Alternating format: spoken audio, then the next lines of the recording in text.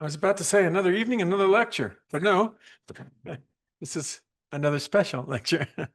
I'm really happy, delighted that Frank is joining us. Frank Ruda is joining us tonight, Professor Frank Ruda, who has been teaching this week, following up in a second part of a book he's doing on the topic of courage. And this week, I have to say, has been really tremendous.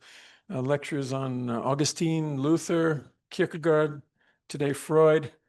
Tomorrow we will look forward to Lacan. It's been quite a run, and I can only admire his courage for tonight addressing some of the topics that he's been presenting to us with this lecture. I think it will prove to be of the same exciting level.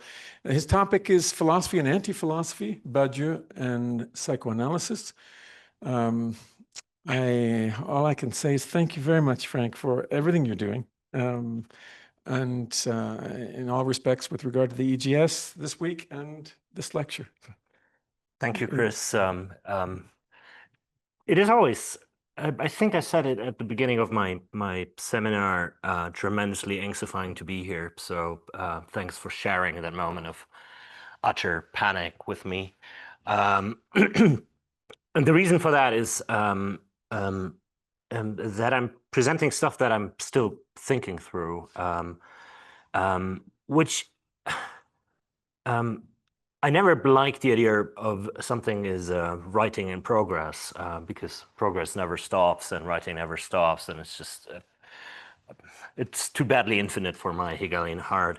So it is a thing. It is not in progress, but it is of its time. Okay. Jacques Lacan once, in 1954, mentioned that, I quote, "Modern man has become singularly unused to broaching the grand themes. He prefers to resolve things in terms of conduct, of adaptation, of group morality, or other twaddle," unquote. The grand themes Lacan was referring to were those addressed in the, quote again, "fundamental dialogues on justice and courage in the great dialectical tradition," unquote. Why is this the case? And also, what can be done about it?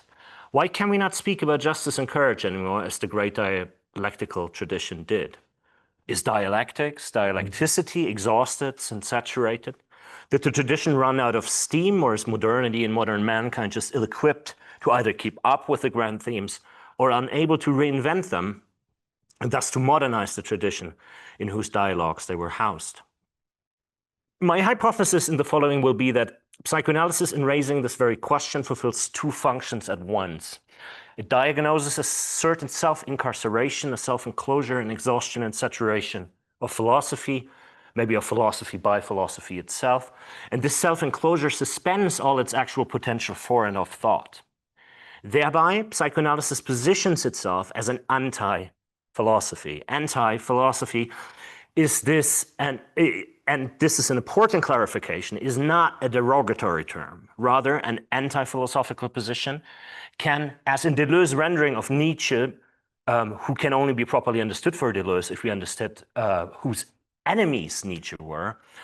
So anti-philosophy can be understood through the enemy that it renders or sketches or identifies. It can be best understood by understanding what it is supposed not to be, and thereby what it is supposed to be anti to.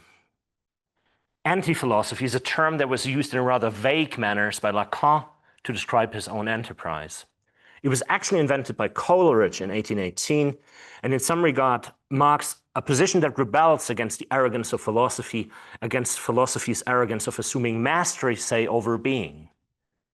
Actually, in the French tradition, the anti-philosophers were reactionary anti-Enlightenment people that opposed Diderot, Voltaire, or Holbach.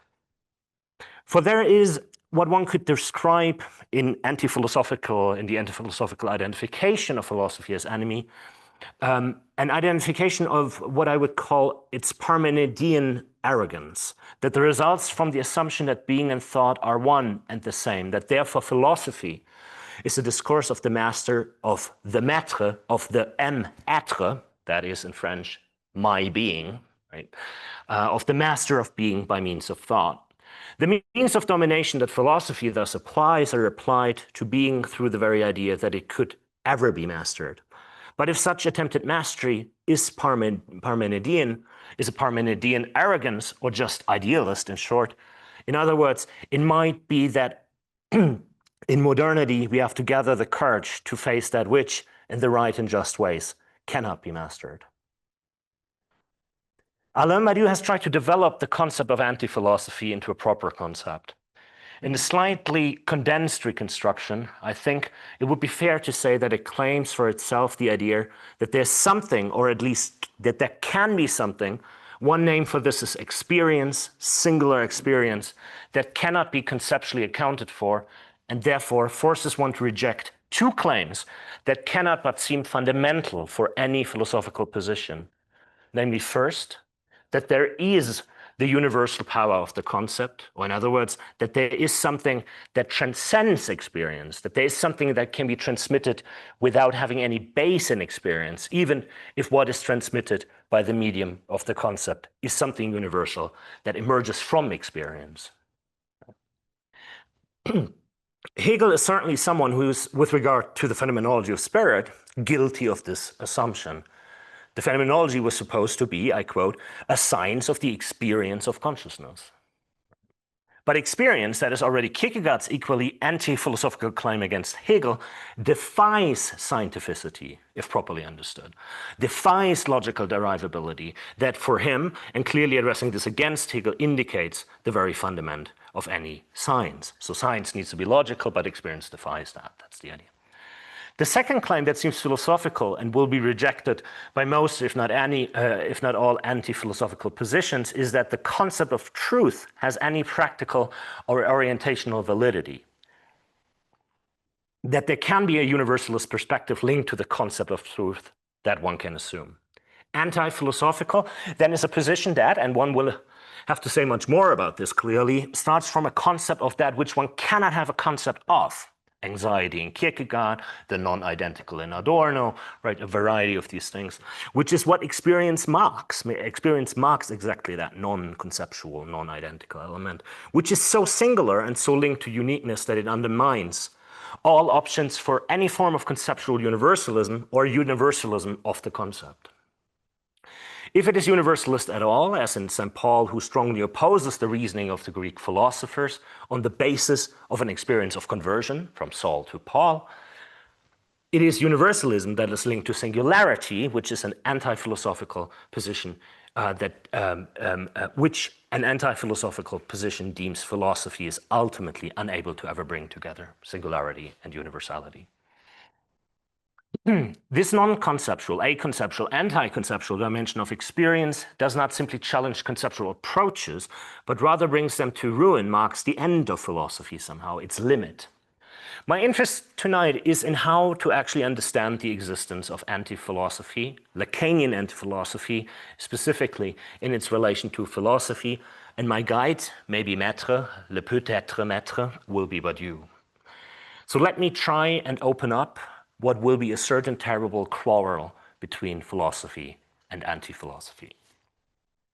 In his 1990-1991 seminar on the theory of evil and the theory of love, Alain Badiou, and therein reminiscent of his 1989 Manifesto for Philosophy, diagnoses the contemporary state of philosophy to be defined by four problematic characteristics. First, philosophy is paralyzed by its own history. It is bogged down by what it has been, and metaphysics is the slightly disorientating and unhelpful shorthand for that very past. To overcome this paralysis, what is needed is un pas de plus, one additional step, or another not, N-O-T, an additional minus, one that, I quote, unbinds the bond that imprisons philosophy in its history. Second, philosophy must break with its own being historicist. It needs to become thetic again. Otherwise, it cannot but be led from endlessly considering its own history to the rumination of its own closure, its own end. Right? It's just melancholically bemoaning what it lost. We need a form of almost Nietzschean active forgetting, a forgetting even of the diagnosis of forgetting that populate in a historicist manner, the history of philosophy and move it forward to the domain of declarations. Third, philosophy must endorse the idea that one can define what is, and one can do so rigorously and axiomatically. And it is this definition that is a historical invariant, in difference, for example, to those who pretend to be philosophers. For Badiou, those are sophists, who also break with historicity and the grand narratives, but ultimately endorse an undoing of the very form of philosophy itself. Right? So there's two ways of breaking the, let's say, melancholic attachment to its own history. In line with Lacan's comment, the question is thus how to continue philosophy under modern conditions. And this leads to the fourth point that defines the state of philosophy today, which is to maintain the difference between two undoings, the two undoings of problematic historicism, and thus to affirm the possibility of philosophy today. Badiou claims one must pass through the category of truth. So we need to reaffirm truth. For it is the category that allows for an overcoming of philosophy's own paralysis by its own endless self-deconstruction, its own no less endless self-historicization, and can thereby free itself from the wrong kind of temporality, from making time absolute itself. It means to, quote, give to the concept of truth back its eternal dimension, to say something is really true. And this ultimately necessitates for Badiou the proposal of, I quote, a modern thesis, an atheological thesis of eternity. An atheological thesis of eternity. Inscribing eternity into history without theology, so to speak. Without ontotheology as well. There can be philosophy today if there can be a modern articulation of an eternity without God. In his 1983-84 seminar on the One, Badiou claims boldly that I do not believe that there are precursors, unquote. And to me, it seems that this assumption is part and parcel of what it means to methodologically, I quote again, rehabilitate the unfounded and illegitimate. He thinks that's the project, to rehabilitate the unfounded and illegitimate. What role then does the history of philosophy and the history of those disciplines of thought, like psychoanalysis, play that cannot entirely be absorbed into philosophy in its traditional form, and that are rather anti or opposed to it? Right? Because for them, something else must hold. They're not just like fused and bogged down by history. I think that the reinvention of philosophy that Badiou proposes ought to be read through two interlinked lenses. First, it must be situated within the precise conjuncture in the history of philosophy on the one hand side, and it can only be properly understood if at the same time also it is related, therefore, not to anti-philosophy in general, but to the anti-philosophical position that is contemporary to that conjuncture. So we need to understand what is the philosophical conjuncture where we say the stuff that Badiou says, and what is the anti-philosophical position within it. It is precisely Lacanian anti-philosophy that, at least for Badiou, allows for a reinvention of philosophy of which his position claims to be an expression. So he thinks he himself would not have been possible without Lacan. Without him saying, I'm a Lacanian. And that is the transition that I will be trying to understand. This is the case because it allows for a kind of undoing, so Lacanian anti-philosophy, of the very form of philosophy in a particular conjuncture in which Heidegger is the predominant, in which there was a Heideggerian inner philosophical undoing of philosophy's history that has taken place, and that distinguished itself from any extra-philosophical, sophistic attempts to undo philosophy. So let me say that again. Heidegger undid philosophy in a certain way, and that provides the condition from against which, or the background against which we can understand what the philosophical value of someone like Lacan is. And that is totally different from sophism, from sophists' attack on philosophy. I will argue that if located appropriately in the historical conjuncture of philosophy, it is exactly anti-philosophy which allows for a reconstitution of philosophy, or put differently, becomes an operator of its historicization. Maybe we could say by ending it in the right way, by enabling that one can end what seems to have already ended. This renovation will enable philosophy to return to what Badiou calls the conditions of philosophy, namely all the extra philosophical practices where he thinks that transformation can take place that confront us with a form of novelty that we would call true, because they give us something that we will have to work through and think through eternally. Right? So there are practices where something so profound can happen that we never stop reading, I don't know, Antigone still, right? And those are what Badiou calls conditions. They're art, politics, science, and love. But what I'm suggesting is anti-philosophy is not one of those. Anti-philosophy fulfills a slightly different function. My point here is that the fact that there is a possibility of reaffirming philosophy that affirms its own conditions thereby, that philosophy becomes able again to say, yes, there can be politics and it can be thought. Yes, there is art and it can be thought. Yes, there is love and it can be thought. Yes, there is science and it can be thought. Because all these practices are practices of thought. And so philosophy can think the thought that happens in them. This is, in the last instance, the productive distortion, the productive effect of undoing by an that results from an anti-philosophical intervention. Anti-philosophy's effects are registered within philosophy through a historically specific transformation of, I think, the form of philosophy itself. The form of philosophy itself. Anti-philosophy, to cite Werner Hamacher here, allows for an affirmative, that's the term that he coined for that. I really find it's quite useful. It's AFF, like, or AF formative, F formative, right? It's not no form, it's not just form, but it's constantly inventing the form in processes of formation. So anti-philosophy, to cite Hamacher here, allows for an affirmative historicity of philosophy.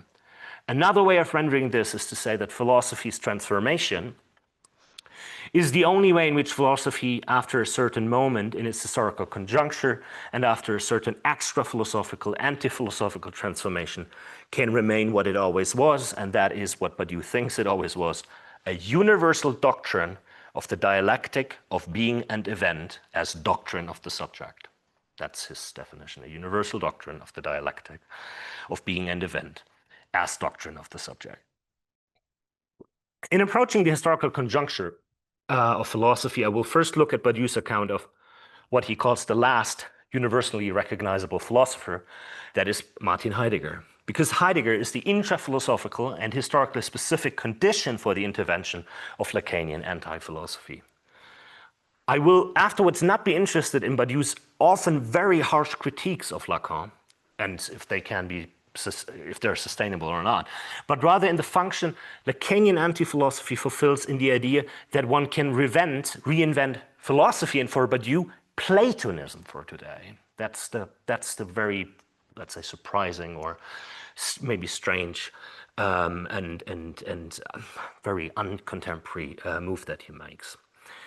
So that one can reinvent Platonism for modern times. And hence, in line with the beginning citation from Lacan, that one can reinvent courage and justice, right? The great dialogues on courage and justice in the dialectical tradition. Anti-philosophy allows to traverse philosophy's fantasy, I would say, of its own end, or what can appear to be its exhaustion. It is what allows it to go on when it seems to have reached an end, and thus it seems impossible for it to continue. That anti-philosophy is the non-conditional, because it's not one of the conditions, way of transforming philosophy, means that there actually can be a reconciliation between a position that Badiou voluntarily identified as a position of reconciliation, namely philosophy, and a position of war or of the irreconcilable that he identifies in psychoanalysis. Between a position that ultimately aims, we could say, at peace and reconciliation. And I really think after so many critiques, reconciliation is a great Hegelian word. I mean, let's not forget that, right? I mean, what does that even mean today? I really think that is a question that is not that easy to answer. So between a position that aims at peace and reconciliation and another, this being psychoanalysis, that emphasizes the irreconcilable and therefore war, and maybe because it, as Badiou once argued, because it was born into a century of war. into a century of war. I mean, that's what, right? Freud has to rethink things over and again because, right? I mean, he lives through periods of war. So I think how to bring the two together will have to be a mode of reconciling reconciliation with the irreconcilable. So it's not simply saying that there's nothing irreconcilable anymore, but it's a reconciliation with the irreconcilable. So I want to examine the piecemeal that is shared between the position of peace and that of war in piecing together war and peace. This is not at all an attempt at any unnecessary pacification. I rather would suggest that peace or reconciliation is a mode of working with war, philosophy, operating, mobilizing, doing something with psychoanalysis. If it is reconciling one with the irreconcilable, and if Lacan stated at one point that if there's a proof of there having been analysis, it lies in the fact of there having been anxiety, because anxiety never deceives, and that's the proof that analysis has produced something. In the relationship, therefore, between philosophy and psychoanalysis, we could learn how to work with anxiety, to have the courage to be anxious, to use this Heideggerian formulation, but how to deliver it in the right dosages. What is the right dose of anti-philosophy, we might want to ask. How Lacanian do we need to become for a moment, or, right?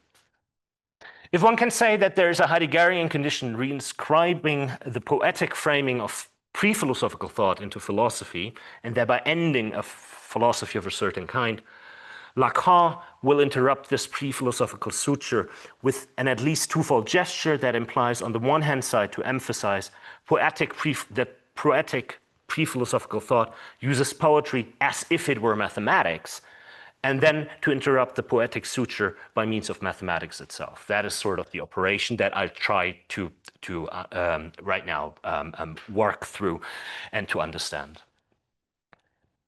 And again, I think this is my attempt to understand what's going on in Badiou. The signifier that allows to enter Badiou's discussion of the last universally recognizable philosopher with whom closes an entire epoch of thought and its concerns in this word is nihilism. It ultimately describes the result of what Heidegger addresses in terms of technique, which only uses resources and knows being only as a resource, which it puts to work in the service du bien, a service du being, maybe, bad pun, sorry, on a ground of a supposed subjectum that is the sujet supposé fondé, all that is. Philosophy diagnoses that nihilism manifests in the measuring and measured technical production and administration of being as if it were an object, a being, or more precisely, beings in their totality, Seiendes im Ganzen, and thus in its technological enframing, Gestell, whereby science becomes the suppression of existence under a technical will to power. So this implements a deracination from being by means of technique that leads to nihilistic consequences, because the reign of technique ultimately, for Heidegger, does not have any specific aim but its own reproduction. The deracination for Badiou indeed originated in Greek mathematics, wherein there is, I quote, an irreversible unleashing of the power of the letter, an irreversible unleashing of the power of the letter, unquote, which ruptures previous forms of thought, but Badiou thinks Heidegger too swiftly identifies or fuses Heidegger too swiftly fuses the Greek into the Galilean moment and thinks that science, mathematics, that the letter is technology.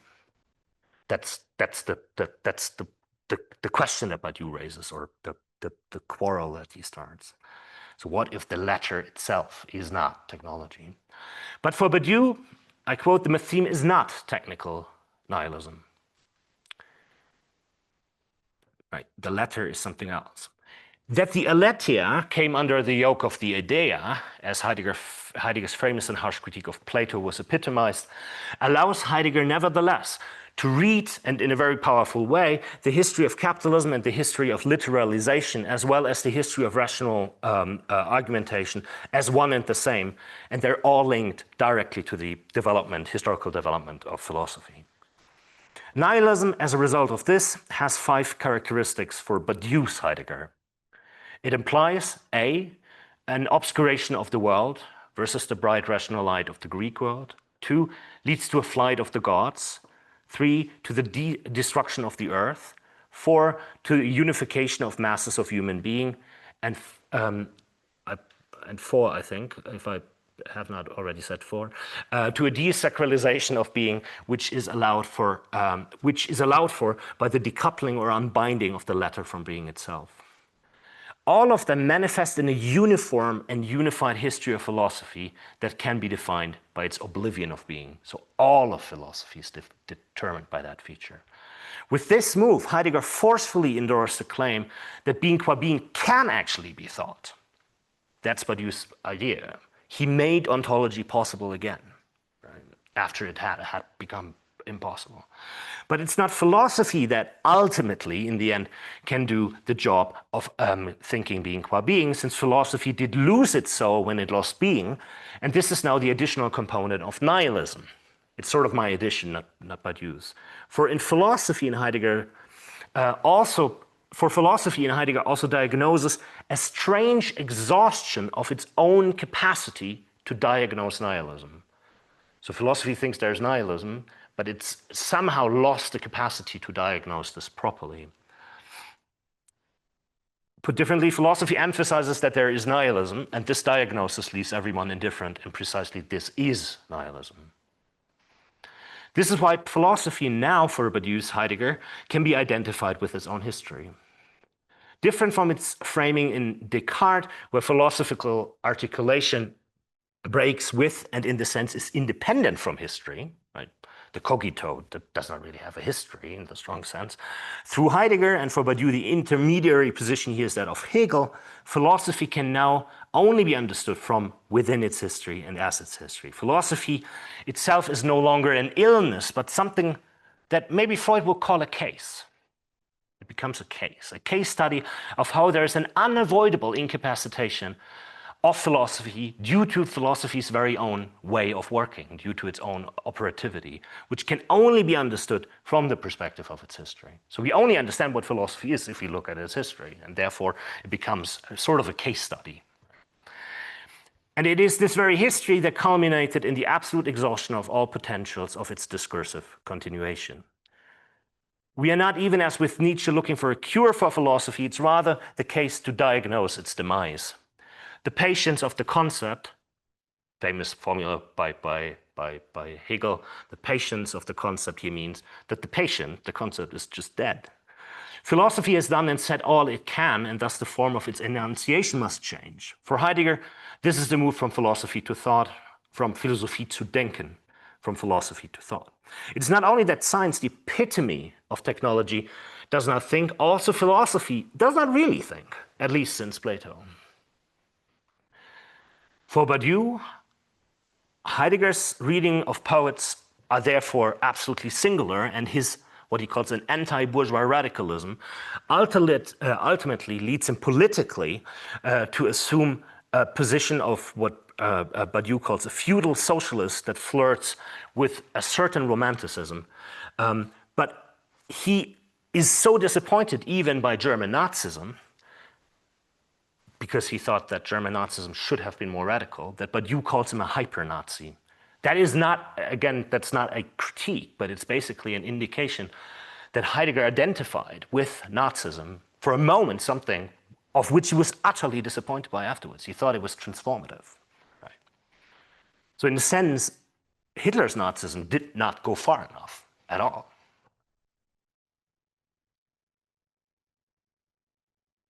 So, and he was politically disappointed with Nazism because he wanted to, in some sense, he thought the project was more radical. And after the war, thought that the remedy to the nihilism diagnosis, or to the nihilism that springs from the irrelevance of the nihilism diagnosis and from the absolute exhaustion of what seemed to be a political moment, lies in poetry and poetry alone. I think in this sense, Zizek has once, with a hyper-Nazi, said that in 1933, Heidegger made the right step in the wrong direction. The right step in the wrong direction. That's what he really thought. He saw there is something there. There might be something there, and he risked it. But then, well, it was Nazism. When philosophy's discourse is exhausted and incapacitated, the hope lies with the poets in this case, with another form of discourse, with another form of better saying it, that speaks differently because it can say it without saying it directly. Poets speak indirectly, but all this means that after Heidegger philosophy continuously assumed that it actually had ended, and not at all in the way in which Hegel seemed to have proclaimed so. The symptoms of philosophy's exhaustion, underwriting Heidegger's diagnosis, manifest in a global state of philosophy in which it is now on the one side, on one side becomes identical to a renewed search for meaning, for the meaning of the given, by a turn to language analysis, a mere language analysis, or to a practice-orientated theory of the subject, a form of anthropology. For Badiou, this is why hermeneutics, analytical philosophy, philosophical anthropology, and certain forms of postmodernism came the defining embodiments of philosophy in the contemporary conjuncture post-Heidegger. So I'm not saying, just to be clear, Heidegger produced them, but Heidegger produced a condition where these are forms of incapacitation, right? One just turns to language and thinks this is a given. One just turns to the human being and rethinks anthropology, or ultimately tries to figure out why all this doesn't mean anything and it's just language games. Right? So they're all not only these positions, so hermeneutics, philosophical anthropology, and analytic philosophy, they're not only, I quote Badiou, too compatible with the world itself, unquote, as bad forms of its reproduction qua representation, they also share the assumption, all of them, that language is the transcendental horizon of all thought. That's a sort of a compensation for the radicality of Heidegger. But Heidegger and Badiou's account also produced a series of possible sutures. I quote Badiou, the modern blockage of philosophy is suture, unquote. A suture is the philosophical assumption that it's not philosophy, but only one of philosophy's conditions, so an extra philosophical practice that can think its time and that can actually articulate what truth is. So philosophy becomes sutures to science and turns positivism, can thereby become anthropology or a suture to politics, and becomes a strange philosophy of history as in Marxism. These are all sort of effects. Again, Heidegger did not produce Marxism, that would even be, but Heidegger provides the lens against which or through which we can understand these kinds of reaction with a certain exhaustion and saturation of philosophy itself. The reason for this account, that suture becomes predominant at the same time when there was the Heideggerian proclamation of an end of philosophy, has to do with the fact that Heidegger actually did not only diagnose that philosophy is dead and a rotting corpse. This is the reason as to why only a God can save us for Badiou, as only a God can resurrect those who are not alive anymore, even if this God has to come to being herself in the first place. But also made an influential proposal as for what to do with this corpse now, the corpse that is philosophy.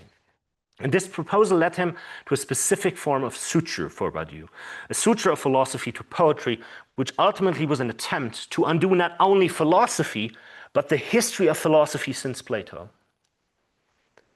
Right? So if all the stuff, aletheia, comes under the yoke of idea, right, is presented in a certain form that is problematic and leads to an entire history of deviation, is problematic.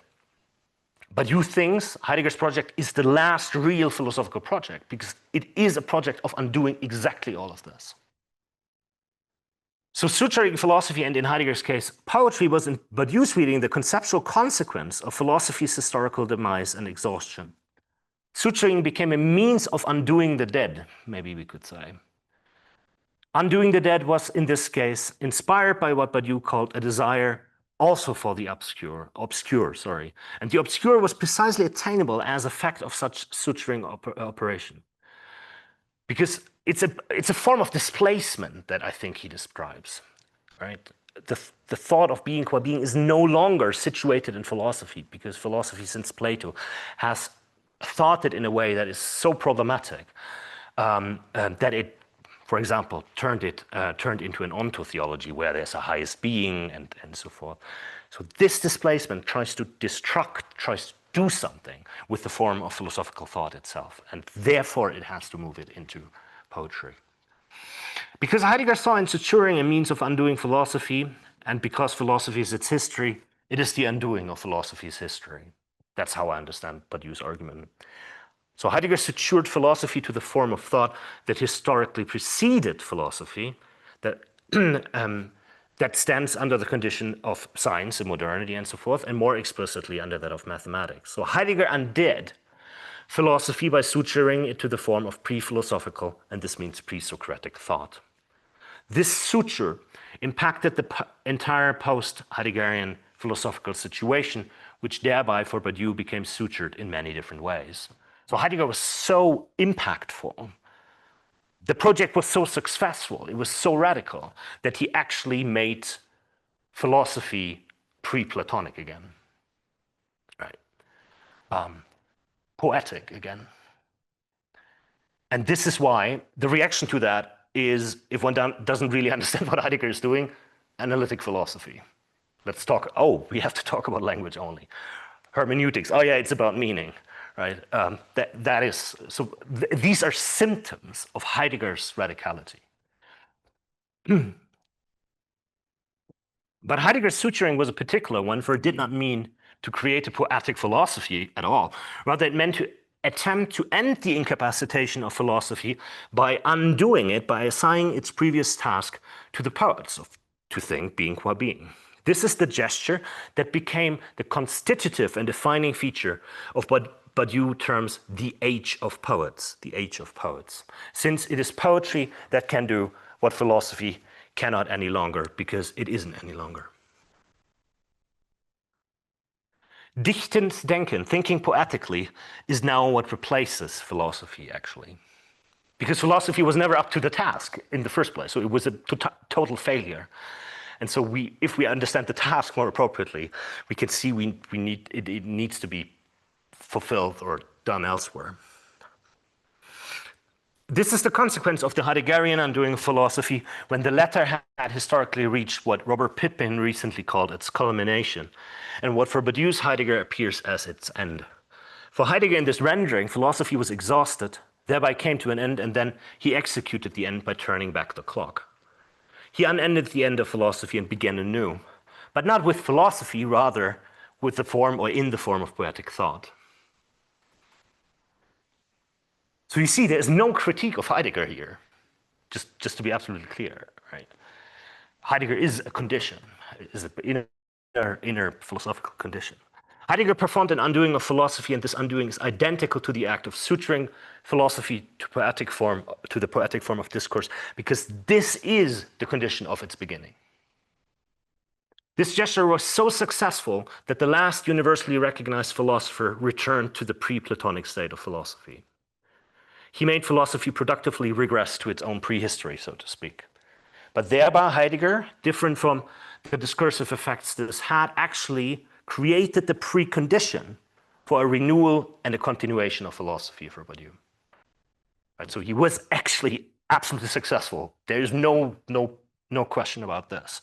So successful that this now becomes the condition, has created the conditions to begin again. This has to do with what the suturing of philosophy to poetry was attempting to achieve, namely the undoing of what constitutes the scientific, in the Heideggerian understanding, kernel of philosophy, namely its claim to objectivity.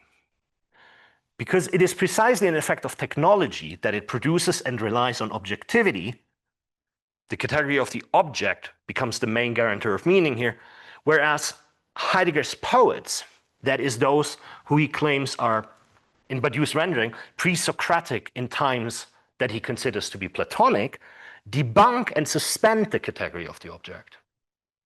Right? So poetry helps us to think unobjectively, non-objectively. And Badiou is here thinking of the poetic period from Hölderlin through Rimbaud, Mallarmé, Trakl, Pechot, and up to Celan. Poetic thought undoes objectivity and undoes the condition of thought that thought needs an objective framing or makes a claim to objectivity. This does not turn it into a form of subjective expression. That would be a total misreading, right? It's not just like my feeling that I articulate in poetry. Rather, into something inobjective. It enables to think that thinking can be conditioned by something that is not an object. And this means that even the objective ground layer, the subjectum of modern thought, could be undone. Because the subjectum, the subject as given, seemed to have been an objective given. But if we move into poetic thought, we realize, no, not even that is true. A tremendous deconstruction, if you will. This was Heidegger's attempt to again become pre-Socratic, to locate the disjunction of thought from any object and thereby from the technological framing of science in poetic thought. It is possible to think being qua being in a form of discourse that does not objectify. And thereby being is no longer an object, being is not the highest being, but we also still think being, and that's absolutely crucial. It's not like we just think ourselves, and right, it's not subjective reflection. It is the form of this discourse which therefore becomes relevant. It is the form that does not objectify, and this is therefore the form of the discourse and it is therefore, the form of the discursive event. As an event is not a thing, not even a nothing, but something that takes place, that happens, that becomes relevant. The act of saying it. Poetic thought can therefore register that which being is, an event, a donation, if you wish. But therefore the poetic form, as Badu once put it, enables us to think that our account of being must have originated in an event, which ultimately is not necessarily the event of being, or the event that is the event of being. That's the decision that we now can make here. But you stated, quote, the poem founds being in speech and is not an expression of it, unquote. And hence we get here, in Heidegger's understanding also, or in Badu's Heidegger's understanding, what one could call a finally objectless discourse of being qua being, a finally objectless discourse. We return from the modern framework determined by the objective Cartesian form of subjectivity at the center to a pre-modern Greek way of thinking without that objective framing of a subject and without an object. Badu will continue to defend the claim that poetry produces truth because it is objectless, offers what he calls the doctrine of the event because each poem is, I quote, an evental name. It names something that hasn't been said before. But he will, I think, differ from Heidegger in the assumption that being itself is evental, if that is what Heidegger really thinks. But you think that this is what Heidegger thinks. Rather, it will be that being can be thought on the basis of events in the discourse on being, with the first event being the invention of this discourse itself. So let me put it differently. Ontology is invented at one point, right, as a discourse. And therein we think being. But in this discourse, events can happen that change the way this discourse works. Right? So what we think of being, what we think being. With Heidegger, the poets become our pre-Socratics, and Heidegger becomes, as an effect of this alter-Platonic, counter-historical undoing, de facto, I quote Badu, a new Parmenides. A new Parmenides. He really made it, shifted philosophy back pre-Plato. He's thus so successful with what he had aimed at. The making philosophy pre-Socratic again, maybe one of the most successful ever make it again moves in the history of philosophy, then in consequence for Badu, and that's what he infers from it, is, okay, if that is the case, then there can be a new Plato. And Badu somehow tries to create, to invent that Plato. Right, one starts again. To enable the step, one must, I quote, desuture Heidegger, unquote. And this cannot be done by means of another twist in Heidegger's deconstruction. For that, it was too successful. Right? It was just too successful. It can also not be done by means of poetry alone. Rather, what Badu in 1987-88 proclaimed, I quote, as the end of the age of poets, unquote, must entail a break with the poetic suturing, a break that must repeat philosophy's first foundation for Badu. This first foundation was a rupture of the suturing of thought to poetic form by means of the metheme, the big letter, now turned small. But it's also crucial to recall that, I quote, what ends something is never an end, but an event. What ends something is never an end, but an event. Otherwise, it just goes on.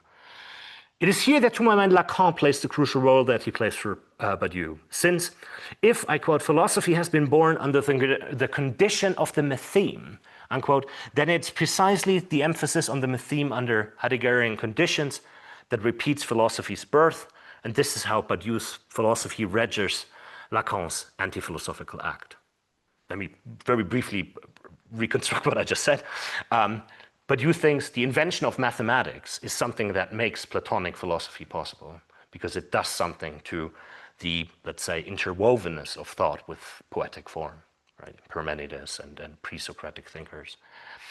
And he basically thinks, well, if Heidegger is so successful and we're right now in a pre-Socratic situation, then Lacan sees something by saying we need the metheme. But he means something very different from that. And Badiou thinks, well, yes, we need the metheme because the metheme potentially can allow us to invent a different Plato. It is Lacanian anti-philosophy emphasizing the metheme against philosophy which allows to continue philosophy after Heidegger for Badiou. Un pas de plus, another step, is a step that has already been taken by Plato, but never in this way. It is a novelty through and in the mode of repetition, and this is what Lacan and Lacanian anti-philosophy allows for. Therein different from, I think, Nietzsche, Rousseau, Kierkegaard, Paul, or Wittgenstein. For Lacan, who translated Heidegger's Logos text into French, is for Badiou the thinker who enables a renewal of contemporary philosophy by performing what one could call a torsion on the post-Heideggerian suture condition of philosophy. This is why a modern philosophy is only possible if it is, I quote Badiou, able to withstand the challenge of Lacan, unquote, and that everyone owes to Lacan the defense of the Cartesian subject under post-Heideggerian condition, and this is what Badiou calls a countercurrent that is heroic. So Badiou thinks that Lacan is the only one who post-Heidegger defends the Cartesian subject by basically saying, what if it is not just an objective framing? In addition to this, however, Lacan also asserted that the whole history of philosophy has been Parmenidean. I quote, the supposition that being itself thinks is what founds the philosophical tradition from Parmenides onwards. The philosophical tradition can be unified through the thesis that being thinks. Parmenides is that what unifies philosophy for Lacan. The reason for this is that the famous Parmenidean claim that it is the same to think and to be invites the interpretation, not simply that whatever we think is, but also being things. And I would just like to add, as a side note, that Hegel is the clearest exception to this, is one exception to this thesis, for he famously stated that, I quote, there is not one sentence of Heraclitus that I would not have integrated into my logic, emphasizing a clearly Heraclitean streak in modern philosophy.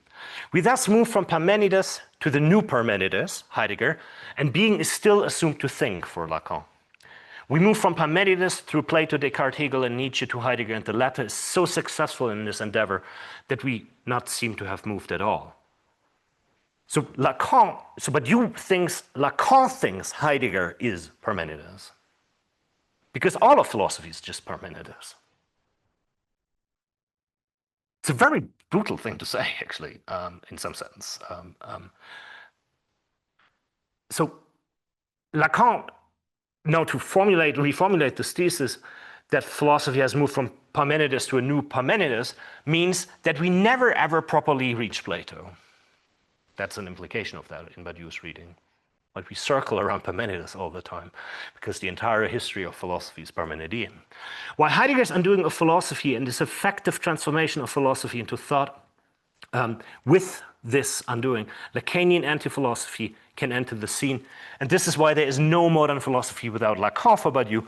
Lacan negated what no longer existed, namely philosophy.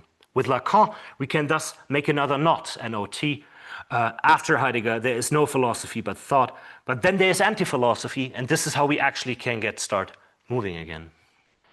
It is moving what is not there, a non-being, the non-being of philosophy. Psychoanalysis allows for an end of philosophy and to see in it a precondition for its continuation.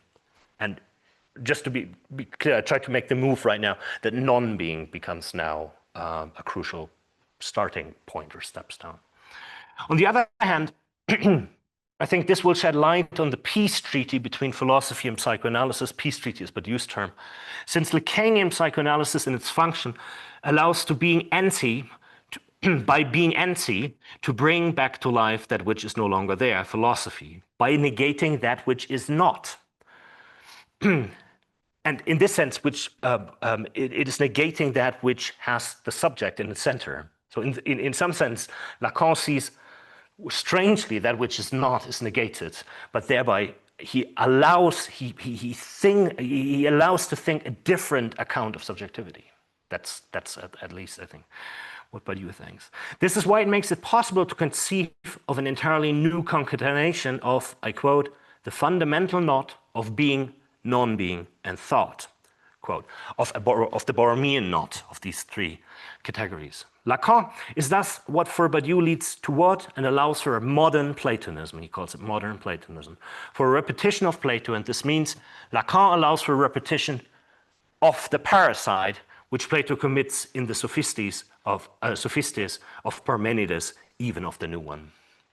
So Badiou thinks Lacan offers the means, in some sense, for a re-beginning by offering the means for another parricidal gesture.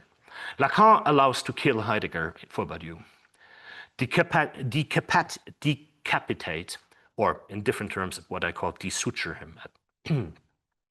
How? By emphasizing the theme and by emphasizing that love originates in encounter. These are the two claims that now become absolutely crucial for Badiou. The theme interrupts something, and love with Lacan originates in an encounter. Badiou suggests in Being an Event that the hitherto history of philosophy has remained within the first half of Plato's Parmenides dialogue, debating with great refinement the intricacies of the assumption that the one is. Right, so I don't know if you recall the Parmenides dialogue, which is the parricidal dialogue, right? Which is the dialogue where Plato goes through all the assumptions. What does it mean that the one is? How does it relate to the many? And it produces two halves, and the first half is all hypotheses linked to the assumption that the one is, and the second is linked to the assumption that the multiple is. Right? And so Badiou claims that the entire history of philosophy thus far has moved, I mean, that's my interpretation, but this is how I read him, within the domain of the first half, discussing endlessly different versions of what does it mean that the one is. And then Lacanian anti-philosophy doesn't make the pass, but allows to conceive of the past to the second half of the Parmenides dialogue by allowing, by transforming the idea that the one is to the formula that Lacan generates, namely, il y a de l'un, there is of one. There is of one. And so one is a result. One is something that results from an operation. And thereby by taking another step to what Badiou will call a Platonism of the multiple. So he basically thinks we are right now, historically, at the end of the first half of the Parmenides dialogue. And we are again in the Parmenides dialogue because of, and we have to read it because of Heidegger. And now is the question is, can we make one step more into the second half of the dialogue? Lacan, as Badiou insisted in another place, is therefore the thinker, I quote, who completes contemporary anti-philosophy, completes it, unquote, not because Lacan formulates the most anti-philosophical of all anti-philosophical positions, but rather because Lacan repeatedly proved that psychoanalysis is essentially incomplete, or put differently, it is a practice that incompletes philosophy, even though it is not identical to any of its conditions. Because it is what forces not an articulation of a concept of truth, but what forces philosophy to articulate its theory of the subject. So the conditions, the extra philosophical conditions in which transformations happen, Badiou thinks, force philosophy to rethink its concept of truth. After something happens, let's say in mathematics, we have to think of it differently. But what anti-philosophy does, it forces philosophy to rethink its concept of the subject. And again, without Heidegger, Lacan could not have made that contribution. Philosophy can never get rid of the sophists, as Badiou thinks, but it can at least reduce them to silence, as a section of Badiou's hyper-translation of Badiou's Republic is called. But with Lacanian psychoanalysis, it becomes clear that philosophy has to listen to anti-philosophers. It has to listen and learn. With psychoanalysis, anti-philosophy, psychoanalytic anti-philosophy, it has become clear that anti-philosophy is what forces philosophy to rethink periodizingly its own theory of the subject. And in this sense, one could see why, for example, Marxism for Badiou is also an anti-philosophy. It's an anti-philosophy because we have to rethink subjectivity, collective subjectivity in politics differently, or what that is after Marx. It is a field of thought that philosophy cannot but engage with. And this is especially the case as it is demanding or even hostile to it. In my reading, this is because with Lacanian psychoanalysis, anti-philosophy, which will work within philosophy for philosophy's renewal, for its reinvention by splitting its history into two in a more fundamental manner than Nietzsche was able to do. And this is why the first half and the second half of the Parmenides dialogue for him become the template, for Badiou become the template for this. Because with Marx and Freud and Lenin and Lacan, we are, I cite, being an event, the contemporaries of a second epoch of the doctrine of the subject. It's no longer the founding subject. The contemporary subject is void, cleaved, asubstantial, and irreflexive, unquote. What comes from anti-philosophy is a historicization of the conception of the subject, which in Badiou finds its place between the undecidability of the event and the indiscernibility of truth. So subject is basically what unfolds eventual consequences if something happens and produces something that he calls truth. We can talk about the concepts if you want to. This place it could only find because anti-philosophy forced philosophy to think subjectivity anew. This force of transformation is different from the mode in which the conditions force philosophy to think truth anew, because the conditions demand philosophy to formalize a contemporary space of composability for the truth established eventually in its conditions, whereas with the impact from anti-philosophy on philosophy, what is forced is a new symbolic organization of philosophy's concept of the subject. That is, it has to conceive of the being of non-being as taking place in, I quote, the existence which determines the subject. Right? So non-being becomes absolutely crucial. That is, the subject is not simply, but it's generated through something happening. And I mean, just a cheesy example, a love couple as a subject is not before people fall in love, before an eventual encounter that is generative of that very couple. This is what forces and enables us to think, I quote, the not of being subject in truth anew. It transforms philosophy's symbolic formatting.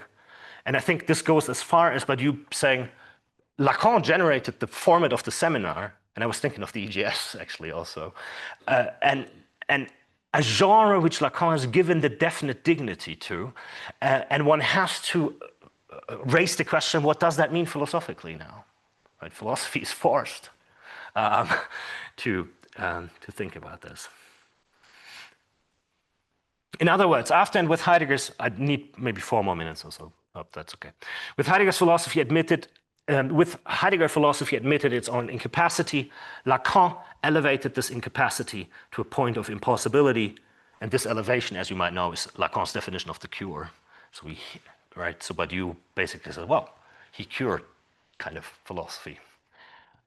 where it becomes clear how to end the end of philosophy by traversing it and establishing the coordinates for its renewed continuation. For Heidegger, metaphysics forgot being in terms of physis. For Lacan, I quote, Badiou, metaphysics is the possibility to think non-physics, unquote, that which is neither one nor being. This is the move to the second part. So we have a non-physics account now. So we get a theory of non-being. This is why, and this is verbatim Badiou, to conceive of, quote, pure multiplicity is Lacanian. One would think Deleuzean, ultimately, or intuitively, but he, for the reasons I try to explain. The Heideggerian diagnosis of and the Heideggerian reinstatement of the incapacitation of philosophy was elevated to a point of impossibility for Badiou through Lacan, notably by thinking through what seemed to be impossible, namely that an inconsistent multiple derivable from the meaningless name of being is what there is, and that there is no being unless it is named, and that the meaningless name is the result of an event that took place in the discourse on being. And the theory of the event is linked to Lacan's formulation of love.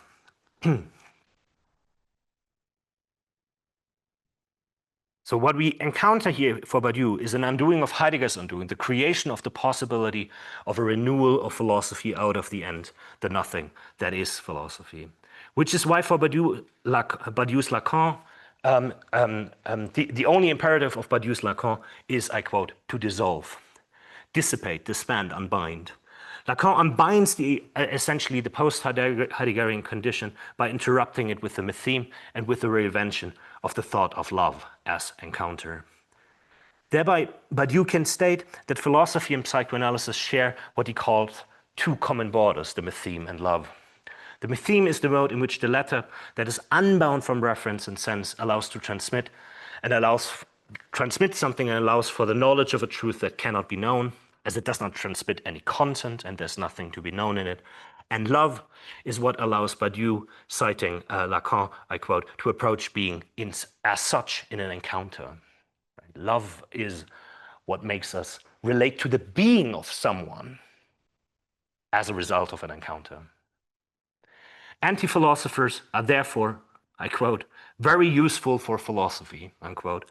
And this is not only because they articulate contemporary objections, but because, I quote, we must learn from them about the very form of universality.